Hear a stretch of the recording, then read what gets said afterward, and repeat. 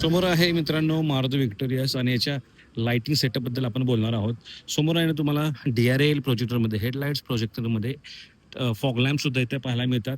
साईडला आतमध्ये बोलतो, आतमध्ये काय आहे सगळे जे इंटिरियर लाईट्स आहेत त्या सुद्धा हॅलोजनमध्येच इथे तुम्हाला पाहायला मिळणार आहे. विशेष म्हणजे इल्युमिनेशन सुद्धा तुम्हाला हॅलोजनमध्येच आणि ते सिंगल आहे ड्रायव्हर साईडला. बाकी इथे सुद्धा सगळं तुम्हाला इल्युमिनेशन बघू शकता पाहायला मिळते. बटन्स आहेत ते इल्युमिनेटेड आहेत. इथे पण बटन्स इल्युमिनेटेड दिलेले आहेत.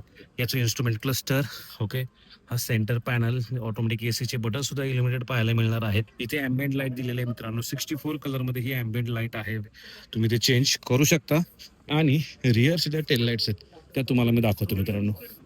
त्या या कनेक्टिंग टेल लाईट्स तुम्हाला इथे पाहायला मिळतात. आणि विशेष म्हणजे इथे सुद्धा हॅलोजनमध्ये तुम्हाला लाईट दिलेली आहे. ब्रेक लाईट ही आहे. या तुम्हाला आहे ना हॅझार्ड लाईट्स इथे पाहायला मिळतात. जे DRL होते तेच इंडिकेटरचं काम करतात. आणि साईडला सुद्धा तुम्ही बघू शकता मिररवर इंडिकेटर आणि हा पाठीमागचा इंडिकेटर. हा जो इंडिकेटर आहे तो खूप छान वाटतो. ब्राईटनेस कमी करून दाखवतो तुम्हाला. आता पहा खूप छान वाटतात. तर हा काही लाइटिंग सेटअप आहे मारुती विक्टोरियसमध्ये. आता ब्राईटनेस दाखवू शकत नाही, बट मला असं वाटतं मोर दॅन इनफ असणार आहे सध्या. ब्राईटनेस इथे दाखवू शकत नाही, पण बघू शकता मोर दॅन इनफ हा ब्राईटनेस एरिया हा कव्हर करत नाहीत या लाइटिंगद्वारे. तर तुम्हाला काय वाटतं, कशा वाटल्या लाइटिंग्स, कुठे कॉस्ट कटिंग केली आहे नक्की सांगा. धन्यवाद. जय महाराष्ट्र.